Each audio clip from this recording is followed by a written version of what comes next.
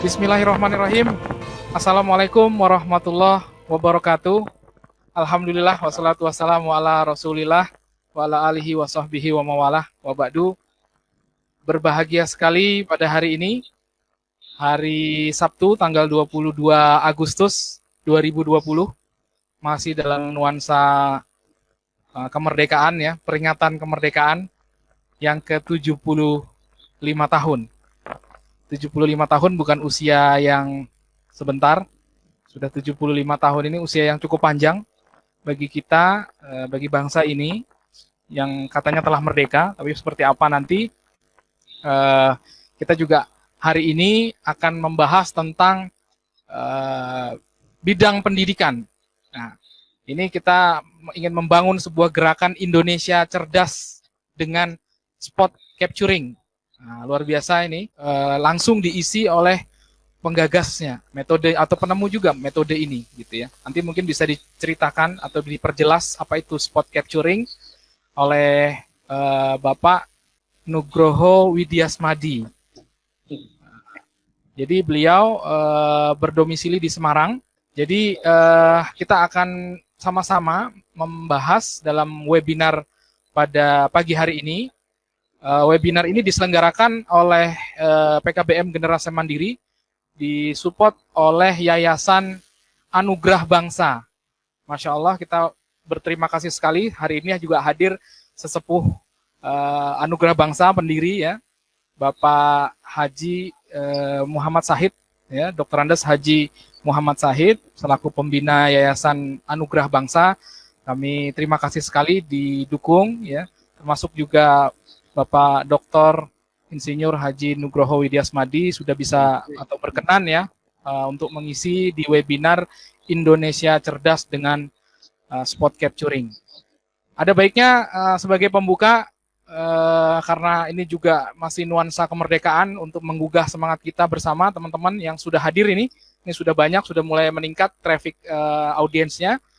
Ada baiknya kita langsung memutarkan video atau lagu kebangsaan Indonesia Raya.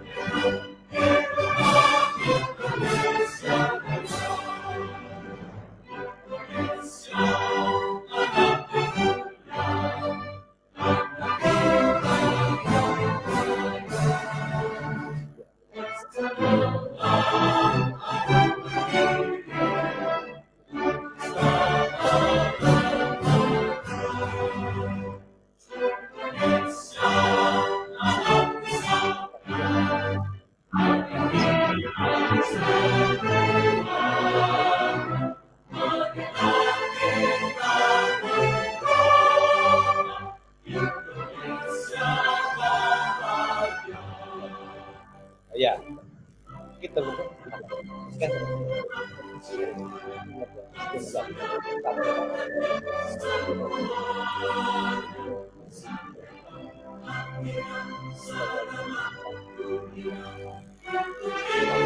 Indonesia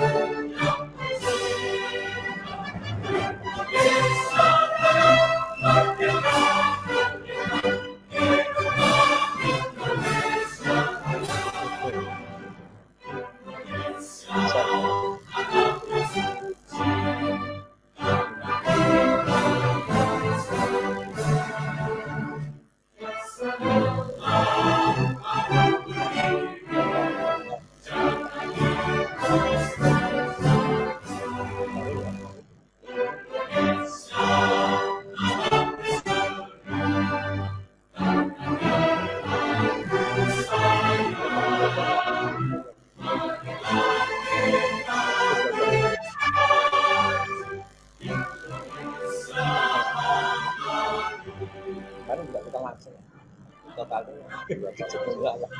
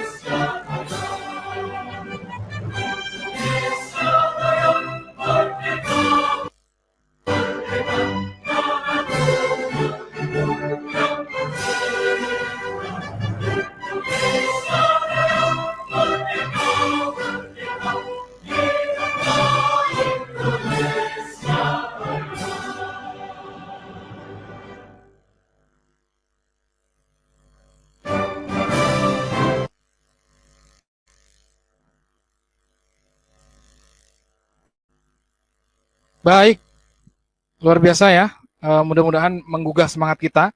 Itu tadi Indonesia Raya 3 stansa ya, di mana yang 2 dan 3 stansa itu jarang kita dengarkan ya. Padahal di stansa kedua dan ketiga itu luar biasa mengandung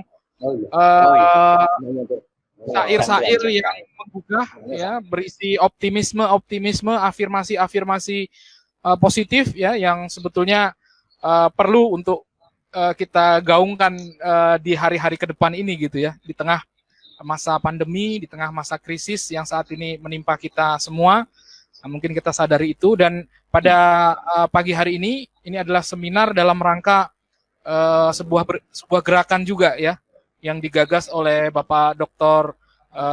Nugroho Widyasmadi.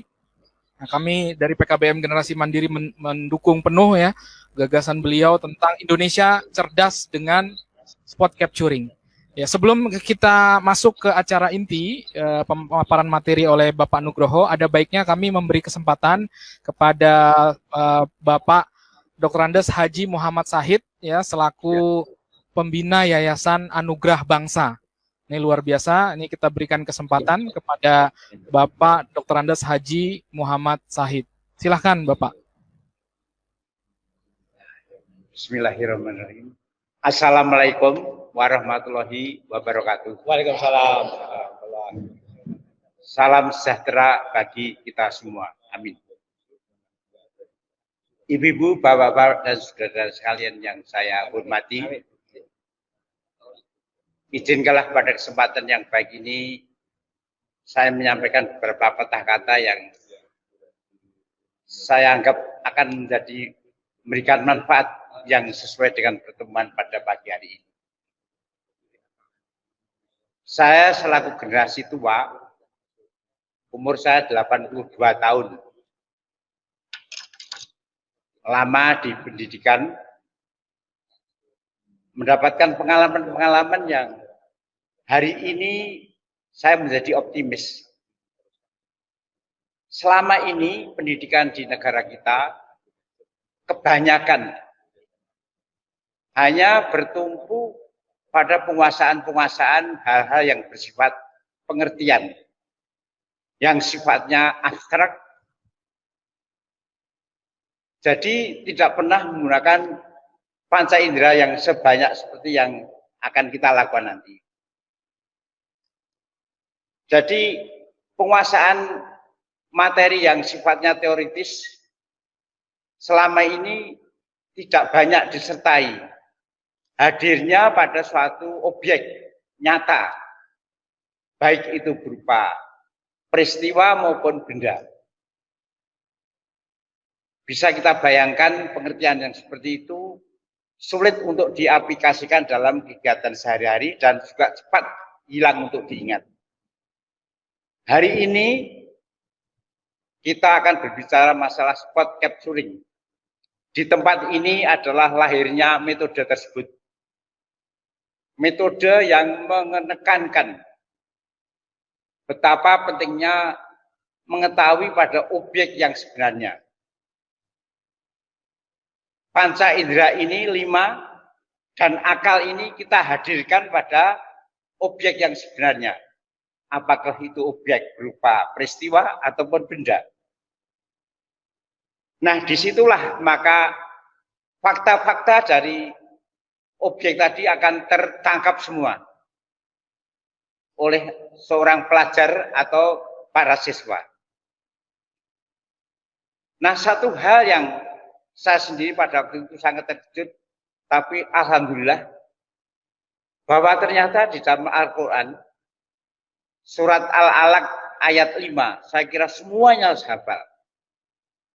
Dia ternyata menyebutkan begini, dia mengajarkan kepada manusia apa yang tidak diketahuinya.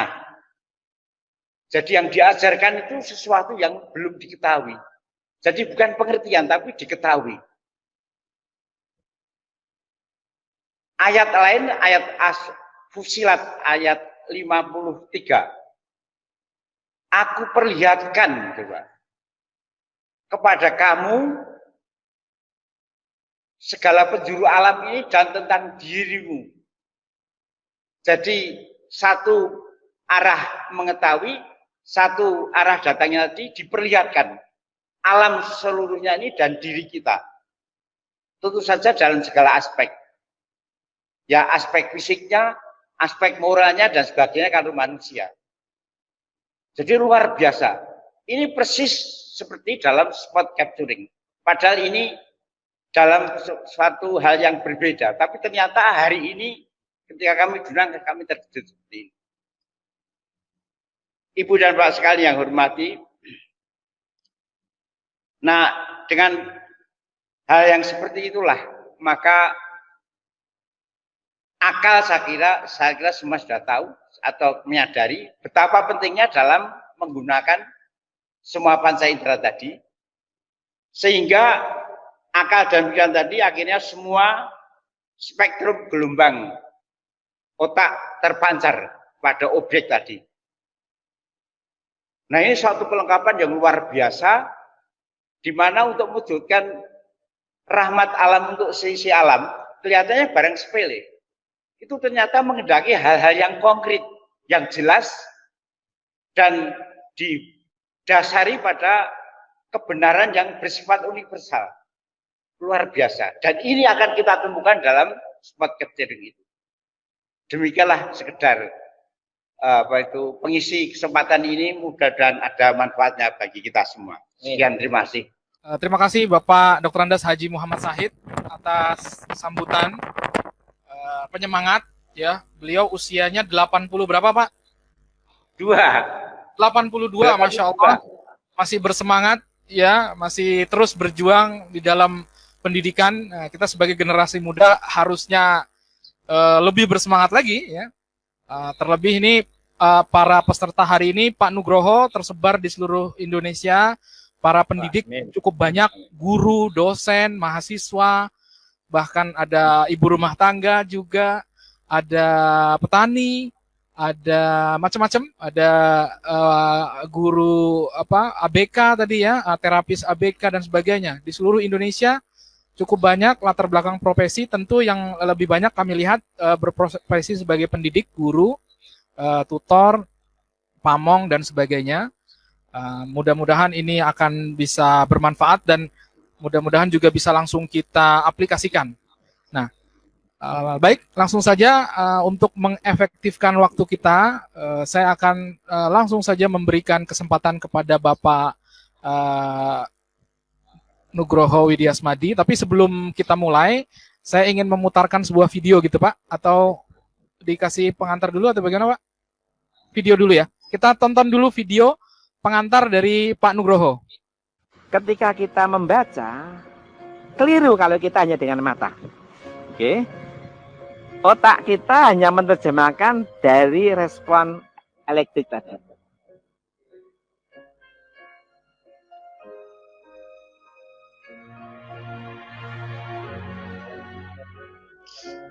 Sebelum 2012 buku ini sudah kami simposiumkan ya, 3 tahun sebelum terbit sebenarnya ya, tahun 2009 itu sudah kami diseminasikan di beberapa perguruan tinggi, praktisi gitu ya, tentang spot capturing. Hanya resminya kita ciptakan melalui buku, terus kita sebarkan ya secara komersil itu ya oleh penerbit itu tahun 2012 ya. Oke. Spot capturing. Jadi saya pernah belajar di fisika ya selama 2 tahun tentang fisika inti.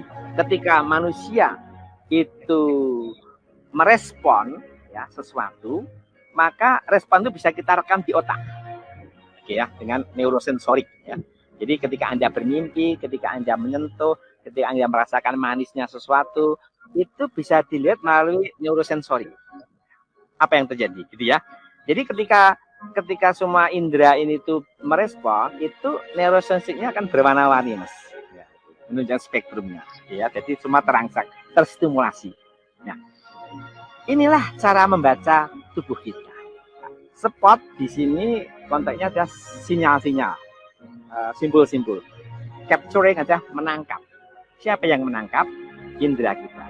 Ketika kita membaca, keliru kalau kita hanya dengan mata. Oke. Otak kita hanya menerjemahkan dari respon elektrik tadi. Siapa yang membaca? Panca indera. Ada mata, ada telinga, ada hidung, ada lidah, dan itu yang membaca. Orang bisa membaca dengan panca indera kalau dia hadir dalam satu peristiwa. Oke.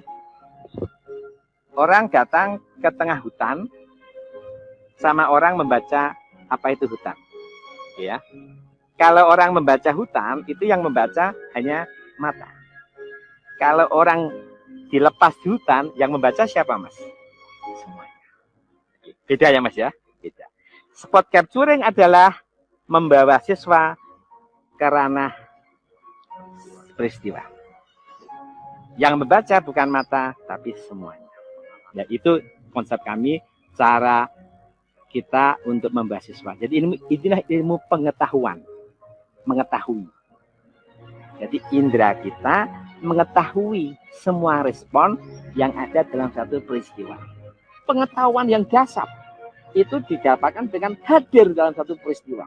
Ilmu pengetahuan didapat dari proses mengetahui. Proses mengetahui berarti apa? Belajar dengan alam melalui panca indera. Hari ini saya kira guru harus paham sekali. Peran guru apa? Hanya mendampingi, mengarahkan. Biar anak mengcapture semuanya terhadap alam dengan panca indera. Jangan dipaksa hanya dengan mata dan hafalan. Itulah spot capturing. Pasca itu banyak sekali perguruan tinggi yang menguji keberadaan metode kami ya. Termasuk juga pemerintah ya. Karena kegiatan ini banyak didanai juga oleh lembaga-lembaga resmi ya, seperti dinas ataupun kementerian ya. Jadi mulai dari uji-uji dengan banyak metode ya, terutama metode eksperimen ya. Ternyata hasilnya cukup tinggi ya. Jadi pretest mungkin 29 ya rata-rata, setelah post-test dia langsung naik ya. Naik terhadap 100. Jadi artinya begini, artinya si siswa ketika kita coba hadir dalam suatu peristiwa itu langsung melejit pemahamannya gitu ya. Sehingga nilai statistik dari uji tadi dengan Endgen ya mungkin ya itu cukup tinggi sekali ya. Ya, cara asesmennya pun tidak harus ditulis ya. Biasanya saya sarankan Anda mengakses jangan paksa menulis karena uji itu juga menyiksa. Kadang-kala anak-anak yang suka motorik dia suruh duduk nulis. Ya, itu kadang-kala juga membuntukan. Jadi ruang gerak secara asesmen juga dibebaskan ya. Jadi itu juga menjadi kunci keberhasilan asesmen. Sebenarnya inilah awal ya, awal dari bagaimana sebenarnya kita mengembalikan ranah pendidikan secara benar ya. Kembali lagi ke leluhur kita, kearifan lokal. Cara leluhur kita mengajar pada bangsanya ini gitu ya. Leluhur kita mengajar bangsa ini membuat Candi Borobudur, membangun suatu sistem irigasi, membangun suatu sistem ketahanan pangan. Itu ajaran-ajaran tinggi. Cara leluhur kita mengajarkan saya kira dengan spot capturing. Walaupun memang spot capturing belum ada dalam tanda petik belum ada. Jadi artinya spot capturing bukan hal yang baru ya. Marilah teman-teman para pendidik ya, kita kembalikan ke jati diri bangsa kita ya. Seperti nenek moyang kita, leluhur kita mendidik para anak-anak bangsa ini menjadi bangsa yang besar. Dan ini saya kira menjadi tanggung jawab kita bersama ya. Orang tua siswa sendiri, kita selaku penyelenggara pendidikan. Semoga berhasil menjadikan bangsa ini bangsa yang besar.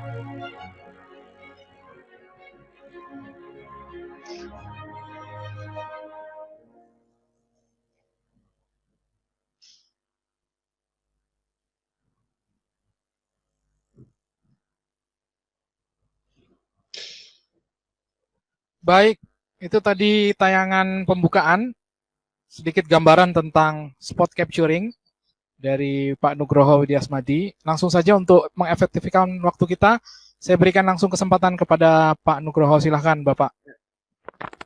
Oke, terima kasih Pak Fuad sebagai host. Bismillahirrahmanirrahim. Assalamualaikum warahmatullahi wabarakatuh. Ya. Salam sejahtera bagi semua kita semuanya. Om Swastiastu. Salam kebahagiaan kita semuanya. Terima kasih para peserta ya. Hari ini tadi dilaporkan sudah 75 lebih dan katanya terus bertambah melalui sharingnya. Dan juga saya alhamdulillah ini menyebar seperti webinar pertama kemarin dari Sabang sampai Merauke ya dengan berbagai macam profesi. Nah, betul. Jadi memang kita tidak membatasi profesi, usia, apapun kedudukannya, ya, apapun statusnya. Jadi kita memang demi Indonesia cerdas. Oke. Mungkin Pak Fuad bisa langsung ke screen aja, karena saya akan dipandu oleh screen supaya nanti biar biar paham dan juga biar connect semuanya. Itu Pak Fuad langsung ya, saya tak bicara berdasarkan share screen dan juga saya tambahkan juga. Oke. Nanti ada 2 screen ya. Oke, jadi ini sedikit gambaran itu Indonesia cerdas. Spot capturing itu disusun oleh berbagai macam warna ya, spektrum gelombang. Jadi kalau fisika itu ukuran warna diimperiskan ke dalam angka ya, 0,1 Hz ya, sampai mungkin berapa 200 lah kalau kami ke gelombang lambda ini ya. Tapi ini warna-warna itu menunjukkan spektrum. Nah, gelombang itu berarti kecepatan cahaya. Di situ ada satuan Hz tadi. Nah, maka untuk mempermudah kita memahami ya dengan warna tadi. Oke, next. Ya. Yang kedua ya. Yang kedua Pak, ya oke. Langsung. Bentar ya. Ya, oke. Saya akan poin-poin saja, jadi saya supaya nanti orang awam, apapun profesinya, mudah memahami apa yang mungkin kami coba tularkan ke teman-teman untuk kebaikan kita bersama. Apa itu spot capturing gitu ya? Jadi pertama kali mungkin kata-kata itu yang paling mudah biasa orang awam ingin tahu gitu ya. Kalau saya bedah secara ilmu yang memang kami lahirkan, ini adalah metode mengatur, ya, sebenarnya metode mengatur atau memanage kekuatan energi otak, ya, atau spektrum gelombang untuk aktivitas kehidupan. Nah, inilah.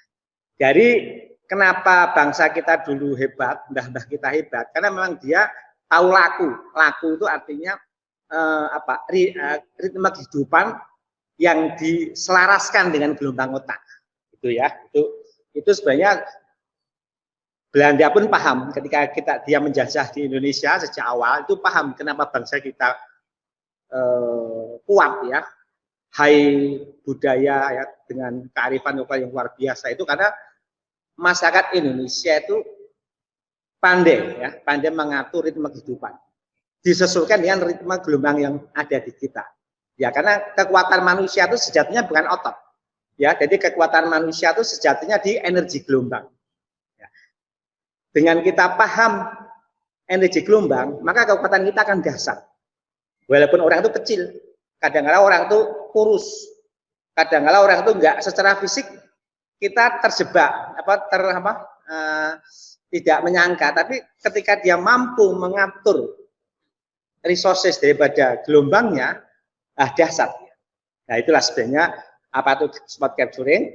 Mungkin saya tekankan lagi adalah metode mengatur atau memanage kekuatan energi otak ya, spektrum gelombang kalau bahasa agak lebih ke arah teknis ya gitu, untuk aktivitas kehidupan tentunya. Jadi Tuhan jelas menurunkan manusia itu dengan apa namanya, dengan reaktor sih. Reaktor berpikir itu di otak.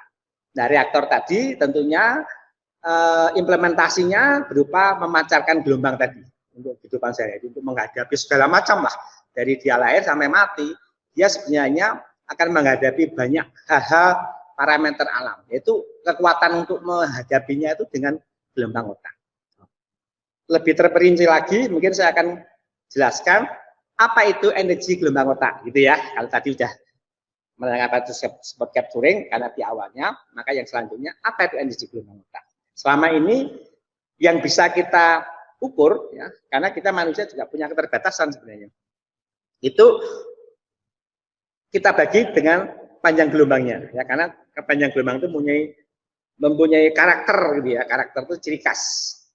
Ya, kalau di delta itu gelombang delta itu antara 0,5 sampai 4 Hz. Ya, makanya dia warnanya agak merah tua, gitu ya, merah tua. Theta antara 4 sampai 8 Hz, ya, itu satuan gelombangnya, panjang gelombang gitu maksudnya. Di fisika kelas SMP saya sudah diajarkan itu ya. Makanya warnanya agak ke orange gitu ya. Alpha 8 sampai 12, ya, agak ke kuning-kuningan gitu ya. Beta, nah beta itu dari 12 sampai 20. Tapi oleh para ahli ya, biasanya beta dibagi 3, ya. Beta yang rendah, sedang, sama yang high beta gitu ya. Jadi antara 12 sampai 20 tadi ya, 12 15, 15 18 sampai 18 20 itu dibagi 3 level. Rendah, sedang, sampai tinggi. Terus di atasnya gelombang gamma ya, antara 20 sampai 40 Hz.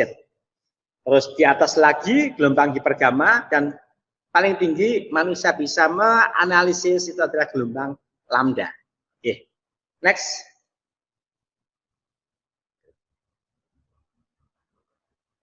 Terus saya akan lanjutkan. Tadi sudah, oke Mas, langsung halaman ketiga. Next. Oke. Tadi, maaf, yang tadi yang manfaat ya ini ya. Manfaat spot capturing dulu Mas. Sorry. Dua, manfaat. Oke. Apa manfaat spot capturing? Oke. Nah, jadi ini pertanyaan yang harus saya jawab sebelum bertanya, saya jawab dulu gitu ya. Karena ini biasa yang umum, biasa dilakukan oleh para masyarakat ini, responden yang biasa saya lakukan ya kayak gini. Pertanyaan yang sering diajukan. Apa manfaat spot capturing untuk pendidikan? Gitu ya, tentunya kali ini bicara pendidikan Indonesia cerdas ya, tentunya mengarah ke dunia pendidikan. Yaitu adalah mempercepat proses mengetahui kebenaran. Oke ya. Atau fakta, gitu ya. Suatu materi pelajaran, karena apa? Karena tadi melibatkan seluruh gelombang otak melalui panca indera untuk menstimulasi. Oke, dengan kata lain adalah ada kata mempercepat. Nah, dengan spot capturing nanti, ketika kita bisa meminit gelombang otak, maka proses tadi luar biasa kecepatannya. Dalam rangka kita mengetahui kebenaran atau fakta-fakta memang yang diajarkan dalam materi pelajaran tadi. Oke ya, jadi ininya begitu. Jadi sangat sayang ketika kita belajar nggak tahu manfaatnya, nggak tahu kebenarannya, apa gunanya ini, sehingga sekolah-sekolah itu hanya untuk formalitas, dapat ijazah selesai, padahal nggak seperti itu tujuan pendidikan itu. Jadi sekolah itu harus punya filosofi. Dia tahu kebenaran di alam itu karena dia sekolah. Nah, kadang-kadang di sini yang hari-hari ini terasa lepas antara pendidikan dengan fakta-fakta yang ada di lapangan. Alam kita rusak, dijajah, dihancurkan, dicuri, nggak ada yang peduli. Ya, bahkan kita punya resources yang luar biasa ini, tapi negara kita hutangnya 8 billion. Nah, inilah sebenarnya dunia pendidikan yang kesulitan menemukan fakta kebenaran di alam tadi. Sehingga lulusannya ya segera dapat ijazah. Namun apa yang harus dia lakukan demi kebenaran dan fakta tadi tidak pernah dicapai. Oke ya, gitu maksudnya gitu ya. Jadi manfaat spot capturing untuk pendidikan adalah apa? Cara mempercepat proses mengetahui kebenaran atau fakta tadi terhadap materi yang diberikan di sekolah. Jadi siswa memang harus wajib mendapatkan kebenaran, wajib mendapatkan fakta. Itulah yang ada di konsep spot capturing. Ya, oke. Yang selanjutnya, pertanyaannya biasanya, mengapa harus spot capturing gitu ya? Kok enggak yang lainnya gitu ya? Kok saya harus menunjukkan metode spot capturing? Oke. Saya kembalikan lagi ke jati diri kita sebagai manusia yang dilahirkan di bumi ini. Karena memang Tuhan telah memberi panca indera kepada kita. Gunanya apa? Maksudnya panca indera tadi untuk menstimulasi, untuk merangsang ya otak kita, karena pusat kendali kita ada di otak. Agar manusia tadi mengetahui bentuk kejadian dan fakta tentunya ya, karena manusia hidup di dunia itu tidak di awang-awang ya, di nyata, karena dia semua harus tersusun oleh rangkaian-rangkaian bentuk, rangkaian kejadian, rangkaian proses, fenomena dan fakta tadi. Nah, manusia tuh kalau lahir di dunia nggak paham, ya mohon maaf, ya dia nggak berfungsi sebagai manusianya, gitu ya. Sekali lagi gitu. Jadi ketika manusia hidup di dunia, memang harus paham. Ketika dia jadi manusia yang sempurna, khalifah yang sempurna, ya dia harus paham semuanya. Ya kalau nggak dia paham dengan alam, terus mau apa dia hidup di dunia ini? Pertanyaan gitu ya, sepele-sepele sekali. Jadi manusia kalau hidup di bumi, itu memang ada tugasnya. Tuhan memberikan tugas, kamu turun di bumi karena kamu akan kaca jadian khalifah, mengatur isi bumi ini untuk apa? Untuk rahmatan lil alamin, untuk mengatur kesejahteraan alam. Nah, kalau kita tidak tahu kebenaran yang ada di bumi, ya kenapa? Ya itu makanya sekali lagi tadi Pak Muhammad Said mengatakan semua ayat di Al-Quran itu memang menekankan manusia harus mengetahui semua yang ada di kejadian bumi agar memang dia jadi khalifah yang benar, gitu ya. Jadi ketika manusia itu di bumi itu memang wajib mengetahui, tidak teoritis. Kalau teoritis ya nggak ada gunanya dia punya panca indera tadi. Itulah mengapa harus spot capturing. Itu maksudnya. Terus next, ya. Mungkin akan saya jelaskan lagi sebelum kita bergerak lebih lanjut untuk memahami atau untuk membedakan arti mengerti dan mengetahui saja. Supaya nanti ada batasan kesepakatan bersama. Ya, ketika saya banyak menggunakan kata-kata mengetahui, itu apa dasarnya ya? Ya saya juga tidak ngawur ya, pakai bahasa yang resmi, bahasa yang baku. Bedanya adalah menurut Kamus Bahasa Indonesia dan terjemahan bebas dari para ahli ya, kalau saya sudah kumpulkan itu, mengerti itu menunjukkan seseorang yang dapat menangkap informasi ya. Oke, dia dapat menangkap informasi apa yang dimaksud oleh sesuatu. Jadi informasi itu kita dapat. Tapi berada pada level pemahaman yang muncul dalam pikiran saja. Oke, ya, jadi memahami tapi masih dalam pikiran, masih di awang-awang atau di abstrak. Masih berupa gambaran dan belum tahu pasti karena dia memang belum melihat barangnya kayak seperti apa, warnanya apa, bentuknya, rasanya dan seterusnya. Karena tadi masih di dalam pikiran, cerita saja. Yang jelas karena belum berada pada ruang dan waktu kejadian. Oke, ya, jadi dia mendapatkan informasi tadi tidak hadir, hanya diceritakan, hanya diberi tahu atau diberi cerita. Yaitu mengerti, yaitu bahasa kalimat-kalimat baku yang ada di dalam kamus istilah mengerti. Ya, karena belum berada pada ruang dan waktu kejadian. Itu garis bawahnya.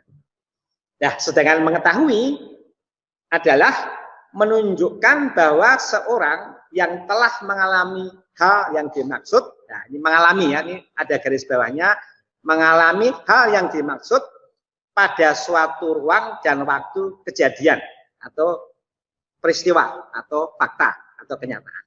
Oke. Mengalami hal yang dimaksud.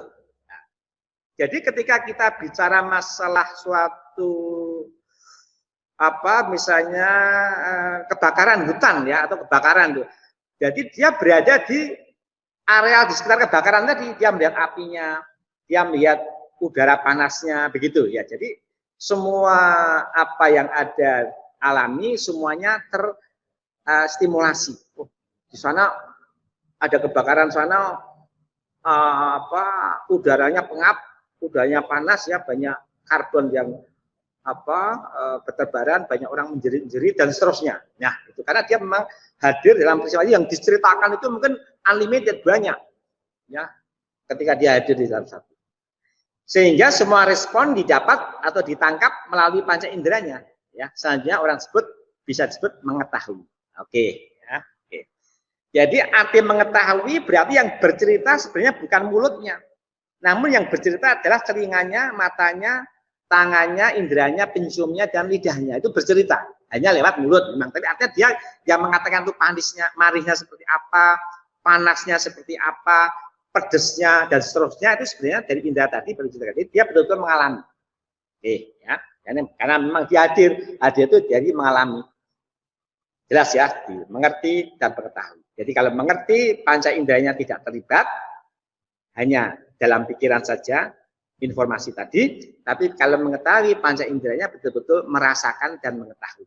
Oke, ini dua kata ini mungkin menjadi pegangan pembicaraan saya untuk selanjutnya. Next. Oke, sedikit saya akan menjelaskan tentang relevansinya. Jadi jangan sampai nanti kita mungkin persepsinya ada pertentangan. Nah, itu kita malah justru menghindari itu. Jadi jangan sampai ada orang yang salah persepsi, ini dikira ilmu apa gitu ya, atau bertentangan dengan agama mungkin. Itu tidak, ya, supaya nanti jelas-jelas.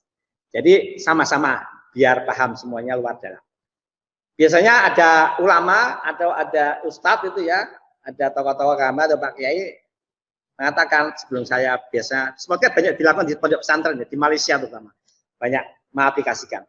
Tapi sebenarnya dia banyak yang bertanya, apa relevansinya dengan agama gitu ya. Jadi semua agama saya kira connect sebenarnya. Semua agama sebenarnya memerintahkan agar umatnya mengetahui. Nah, kembali lagi ke tadi, apa yang di Kenneth Speech dari Pak Muhammad Said tadi memang tekanannya di situ.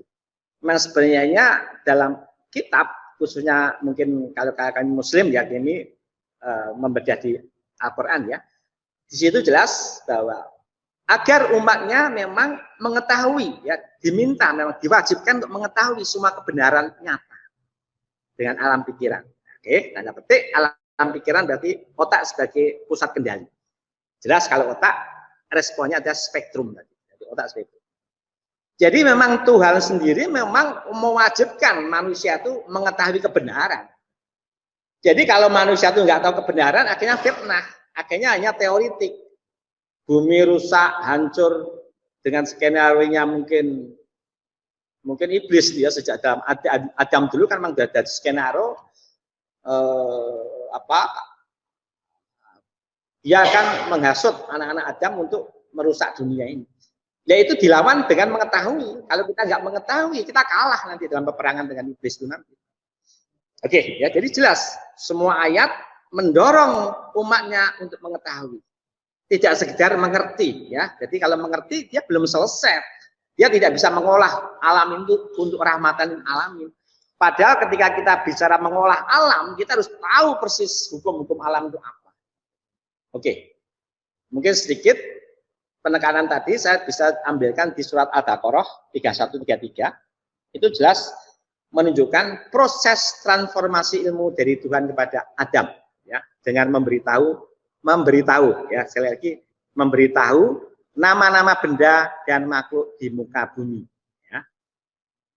Dan kemudian Adam setelah tahu persis semua apa yang ada di bumi, diperintahkan Tuhan untuk memberitahukan kepada malaikat juga. Nah, memberitahu lagi. Jadi Tuhan memberitahu pada Adam, selanjutnya Adam memberitahu kepada malaikat. Jadi ini proses transfer of knowledge, ya, perpindahan ilmu, ya. Oke. Jelas di sini tidak mungkin Adam hanya suruh menghafalkan saja. Adam apalkan itu nama-nama benda. Bodoh sekali itu kalau hanya suruh menghafalkan benda-benda. Nggak tahu manfaat. Mesti dia akan paham sekali bagaimana mengelola bumi itu dengan benar agar selamat sampai di hari kiamat. Mesti seperti itu. Nggak akan mungkin Tuhan hanya suruh menghafalkan saja. Termasuk Tuhan pun menunjukkan bahwa Adam itu adalah manusia pilihan, manusia adalah makhluk yang paling sempurna. Waktu itu malaikat menganggap tidak percaya. Oke, kalau nggak percaya, ini Adam akan coba memberitahu kamu tentang kehebatan Adam, apa yang ada di bumi. Kaget malaikat, luar biasa Adam. Berarti proses transfer knowledge itu terjadi. Transfer knowledge di sini dengan proses mengetahui, bukan mengerti. Ya, sekali lagi. Sehingga jelas ilmu itu harus diketahui agar Adam dan anak turunnya sebagai khalifah mampu mengelola bumi ini dengan benar-benar sebagai rahmatan lil alamin. Kalau enggak, rahmatan lil alamin tidak akan dicapai, Bapak. Dunia akan hancur. Bahkan hari ini dunia diambang kehancuran.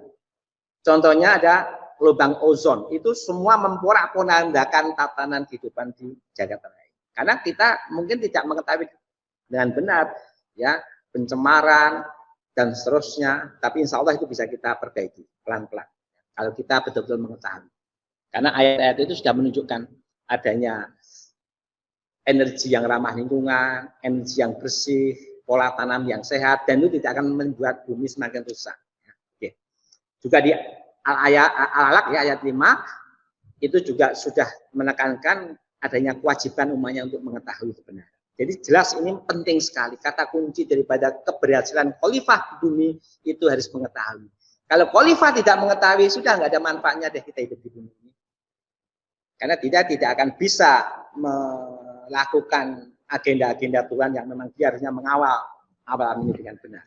Tentunya harus dengan cerdas, ya. Makanya Indonesia cerdas itu ya sebenarnya disusun daripada manusia yang mengetahui betul isi alam ini dan perintah-perintah yang ada di dalam. Ini saya kira bukan pelajaran agama, tapi semua agama saya kira mengisyaratkan ke sana semua. Karena ada satu kebenaran. Semua kebenaran. Jadi kebenaran harus diketahui. Oke, saya kira itu. Jadi banyak ayat lain juga di Quran menekankan adanya proses mengetahui ya, sebagai dasar menguasai ilmu pengetahuan. Sekali lagi, bukan ilmu pengertian, ya, ilmu pengetahuan. Ilmu pengetahuan harus didapat dengan mengetahui. Mengetahui adalah bagaimana kita betul-betul harus tahu kebenaran dan fakta, tidak di teori. Oke, lanjutkan lagi. Ya, next. Sedikit parameter. Ya, kalau agak lebih ke dalam, biasanya ada orang mengatakan apa tuh parameter spot capturing gitu ya, ukurannya apa gitu ya. Oke, ini sedikit sebelum saya masuk, saya akan jelaskan tentang panjang gelombang tadi. Sebenarnya sudah ada ya, jadi saya sudah terangkan tadi. Cuma yang saya terangkan di sini hanya panjang gelombang sampai di 45 saja. Yang di atas 45 ya, seperti gelombang super gamma ataupun lambda tidak saya terangkan. Karena itu sebenarnya bagian dari super capturing. Itu nanti kalau spot capturing itu sudah paham, itu ke super capturing itu lebih masuk lagi ke sana. Jadi kalau sudah di situ nanti ya kita bisa masuk ke supranatural nanti. Ya, kita bisa melihat bagaimana kecepatan, bisa melihat apa-apa. Itu ilmiah, ini bukan gaib, ini ilmiah sekali ya. Jadi kalau mbah-mbah kita dulu memang ya ini pekerjaan beliau, dia tahu persis bagaimana memanage gelombang tadi sampai ke lambda.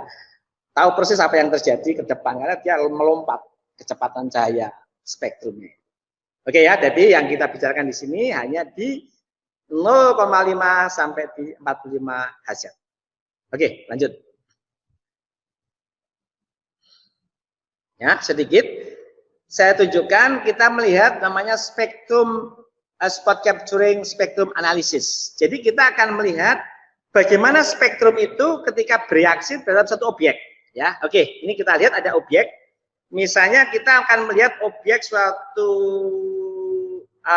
ini apa jenisnya mass movement ya, gerakan massa. Jadi ada sungai yang mengalirkan lahar dingin ya. Ini waktu saya di Sabu, ini bagus sekali, atraktif. Ini bisa kita filmkan. Oke, next. Bisa kita lihat spektrumnya kayak apa?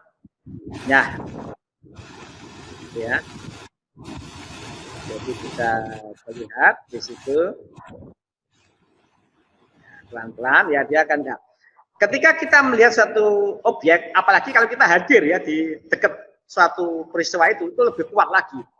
Ya, kita biasanya bisa melihat sampingnya teman, gerakan-gerakan itu maka dilihat spektrumnya akan lengkap di situ.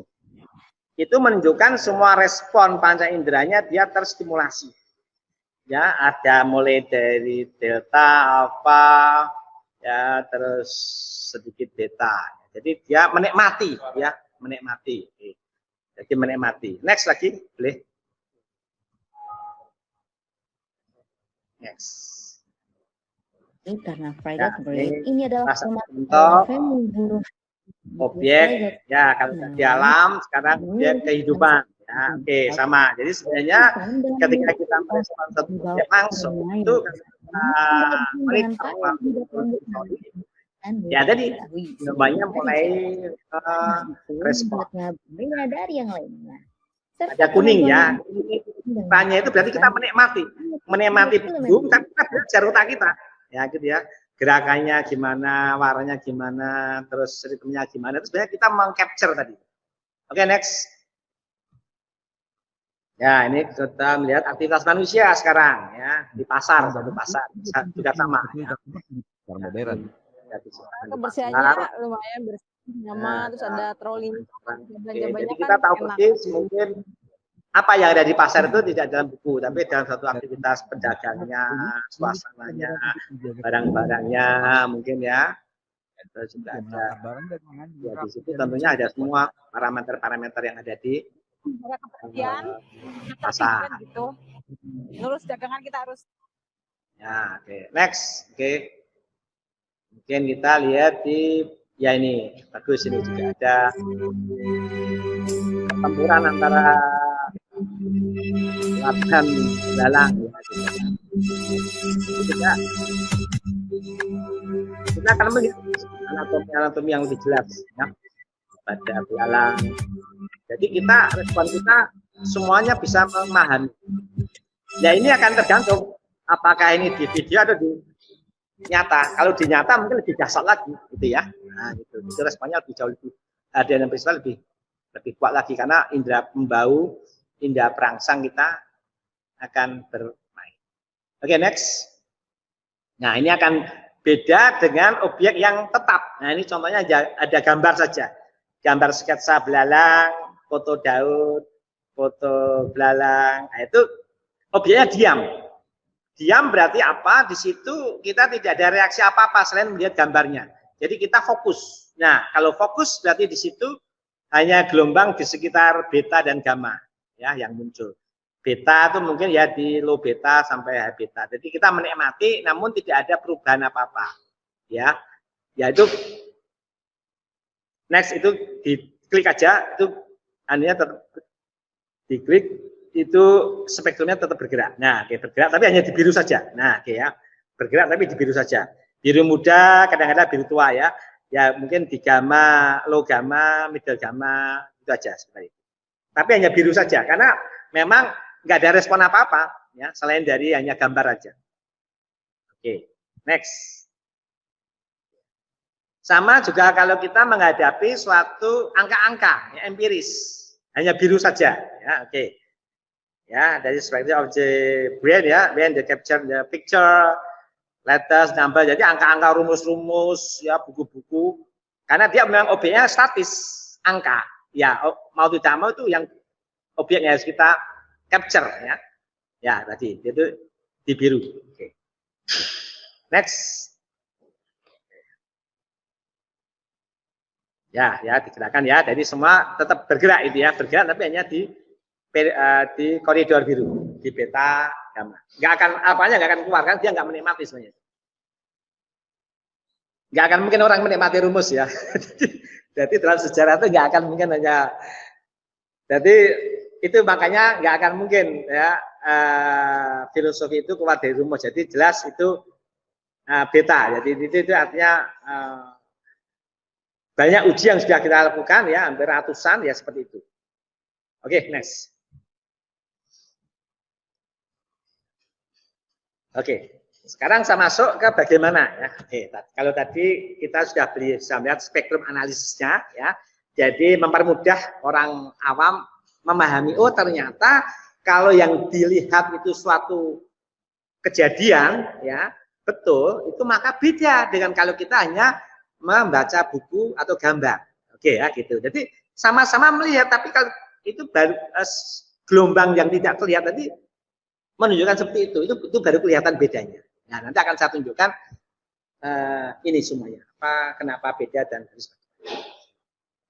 Saya akan masuk ke bagaimana cara memakai menstimulasi gelombang otak atau pikiran. Nah, ini agak lebih rumit tapi mudah dipahami.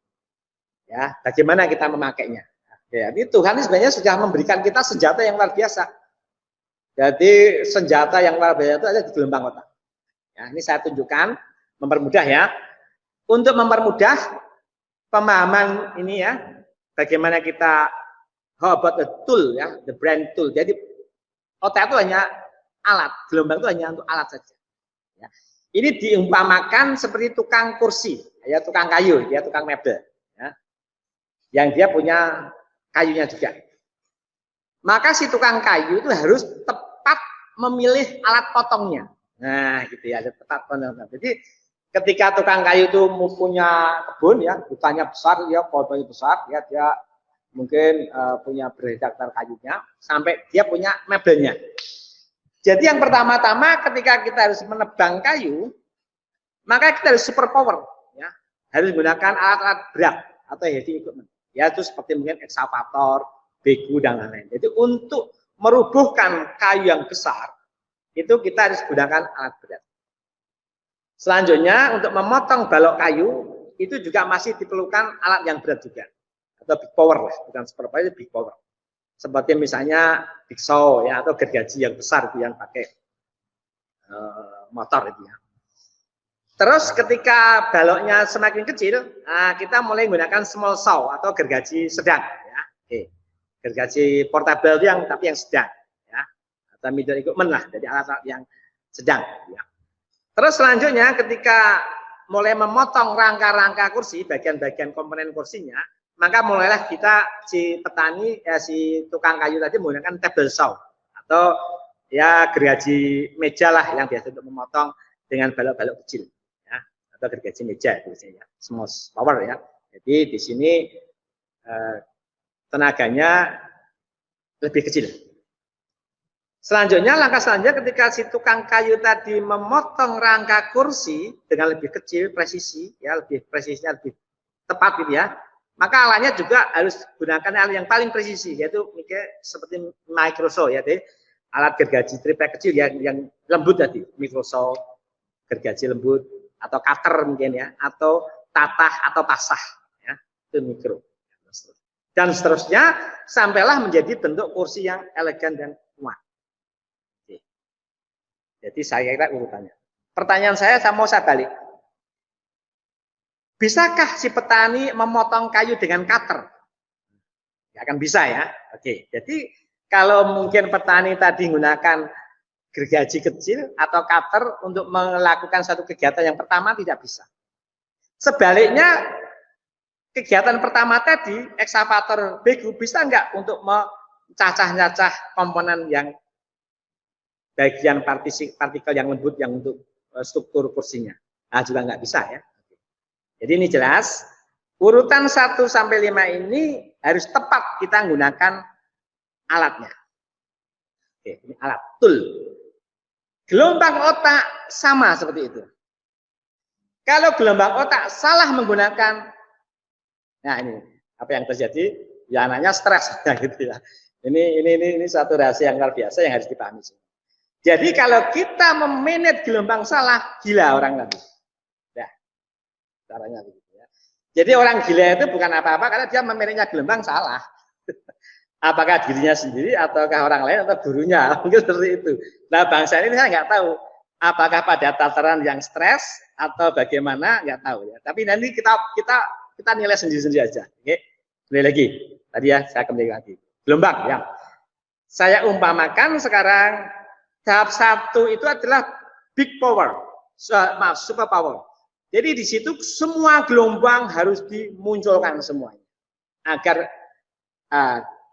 power untuk merubuhkan kayu, kalau ini power untuk menangkap suatu peristiwa itu biar terjadi. Oke. Terus dikit-dikit langsung, nanti kalau sudah pada empirical, maka dia hanya gelombang yang paling fokus, yaitu gelombang di gamma atau di beta. Nah, gitu ya. Jadi gitu. Jadi gelombang beta gamma itu memang dimunculkan ketika anak sudah paham dengan apa yang dia ketahui. Baru nanti si cutter atau peso yang halus tadi dimunculkan untuk membuat suatu bentuk yang paling empirikal, yaitu kalau di suatu pengetahuan ada di rumus atau di formula atau di empirikal. Ya, gitu ya. Jadi di sini. Tapi sebaliknya kalau anak-anak langsung diberikan ke empirikal, rumus Pascal, mungkin rumus Archimedes atau rumus Debit, dia bingung dia. Cutter untuk memotong kayu. Selamanya sampai lulus pun dia bingung, nggak tahu itu hukum itu di mana adanya, untuk apa, bentuknya apa, dia nggak akan pernah tahu. Ya karena tadi kesalahan dalam antara memanage gelombang otak tadi. Oke, ini saya tunjukkan lebih mudah lagi bagaimana gelombang tadi kita lepas secara tersistematisnya. Oke, next Mas. Next. Oke, lanjut Mas. Bagaimana? Maaf, sing tadi. Bagaimana? Bagaimana analoginya? Oke, analoginya, oke ya. Analoginya sama ya. Saya kira analoginya tadi sudah saya jelaskan, memang saya tidak langsung ya, tapi saya bacakan saja. Jadi analoginya adalah frekuensi gelombang otak adalah sebagai pisau, tadi sudah saya jelaskan, sama ya, yang mempunyai tingkat ketajaman dan fungsi masing-masing. Oke, jadi ini Anda harus paham. Jadi guru, orang tua, siapapun harus paham tentang fungsi gelombang tadi. Jangan sampai nanti pisau untuk memotong pohon, hancur nanti si anak. Ya. Jangan sampai sebaliknya begu atau ekskavator untuk membedah rumus juga nggak akan bisa. Ya. Jadi harus tepat. Ya. Jadi kayak pisau yang punya tingkat ketajaman. Jadi kalau ilmunya pas, itu enak sekali dan dahsyat nanti hasilnya. Untuk memahami suatu kebenaran, fakta di alam, maka semua gelombang otak tadi harus dipantulkan semua. Jadi pertama kami jelas, ibarat kita menggunakan high equipment, ya, heavy equipment atau super power, maka kita menggunakan semua gelombang. Jadi semua gelombang itu kekuatan yang diberikan Tuhan kita untuk apa? Untuk menaklukkan jenis alam tadi. Jadi seperti gitu. Jadi kalau si tukang kursi tadi menaklukkan si pohon agar rubuh, tapi kalau gelombang itu menaklukkan alam untuk menguasai. Menguasai itu bukan dalam rangka negatif ya, menguasai dalam rangka positif.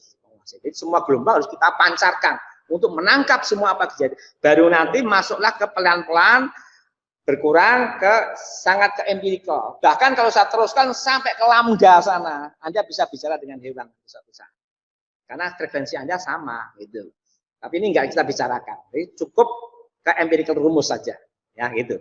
Jadi kalau kita masuk terus sampai ke lambda ke 200, jadi kita batasi sampai 45. Oke, next. Ya, bagaimana spot capturing? Oke, ini saya tunjukkan apa yang saya gambarkan tadi ya. Mulai meminit dari gelombang yang besar, pelan-pelan sampai ke gelombang yang paling tajam, yaitu kalau di sini ada di gamma, ya. Oke, pelan-pelan ya terus. Jadi mulai semua gelombang terus berkurang, deltanya berkurang, tetanya berkurang, kuningnya juga berkurang, alfanya. Terus kalau sudah menguasai betul, nanti masuk ke beta, gamma langsung ke gamma pun ke mengcapture yang paling empiris, yaitu rumus. Oke. Nah, jadi nanti anak-anak akan dituntun. Belum Mas, tunggu tadi. Oke. Jadi dituntun ya, dituntun. Jadi cara menebang kayu itu pelan-pelan. Jadi si anak enak. Ya, jangan langsung ke ujung, jangan langsung ke beta, ya nanti gila nanti anak-anak. Gila terpaksa ya. Ya stres nanti ya. Ya enggak gila, stres aja lah. Kayak saya kira Indonesia itu ya banyak yang stres juga, saya kira, tapi enggak dirasakan. Oke. Jadi kayak gitu ya. Jadi nyaman. Ini masih berlanjut, bisa saja kemampuan anak itu sampai di mana. Ini spot capturing kalau kita berikan itu anak bisa sampai ke delta loh, kadang-kala loh, bisa sampai ke lambda atau ke yang lebih kuat lagi ya. Ya itu ke gamma ya, super gamma ya, Pak. Nah, Jadi lebih yang lupa lagi masih tapi cukup di sini. Nah, inilah empirikal. Jadi di sini menunjukkan mulai dari pemahaman pengetahui sampai nanti ke rumus. Gitu. Bahasanya gitu aja, ke rumus. Rumus itu ya bahasa matematiknya empirikal ya, dalam bentuk kata-kata, dalam bentuk hukum, dalam bentuk angka-angka gitu aja. Itu yang silakan itu dipahami, tapi ini melalui satu proses yang seperti ini. Oke, ini next. Saya tunjukkan ke aspek spektrumnya ya kayak gini. Jadi orang mulai bisa diklik Mas, oke. Nah, ada simulasi ya, oke.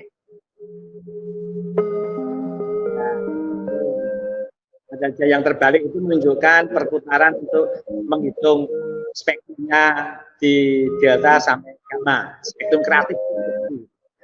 Ada jamnya itu. Jadi kreativitas itu menjadi nomor satu, Mas. Jadi kalau yang kreatif, gelombang kreatifnya menangkap, baru nanti ke gelombang yang fokus, ketajam tadi. Nah, itu baru ke biru. Nah, oke. Jadi jangan sampai yang kreatif kita pendam, tidak kita berikan kesempatan, langsung ke ngapalkan rumus terus. Nah, itu nanti anak-anak apa betul ya, tapi nggak paham, nggak kreatif. Rumus ini dipakai untuk apa di dunia nyata nggak tahu.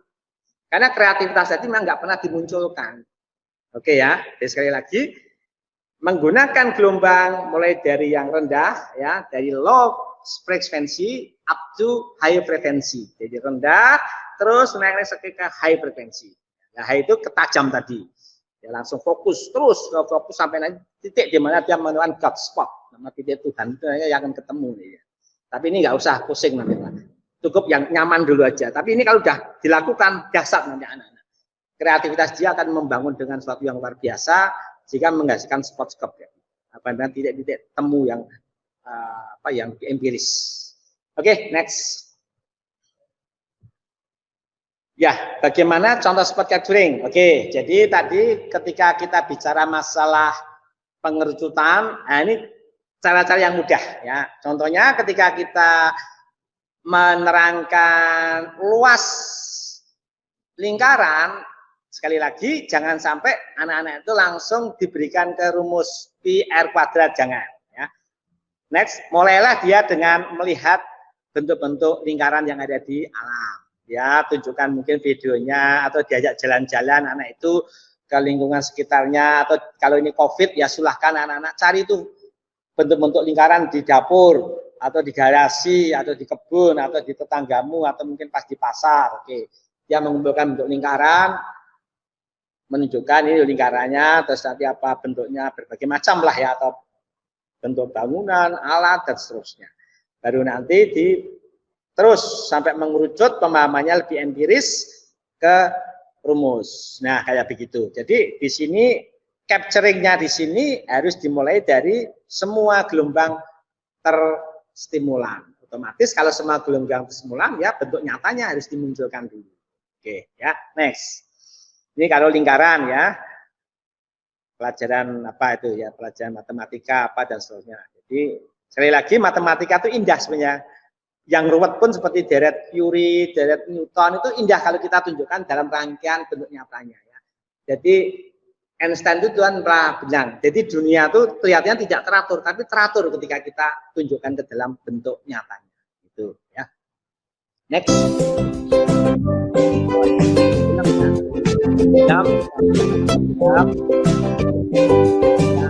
Lagi.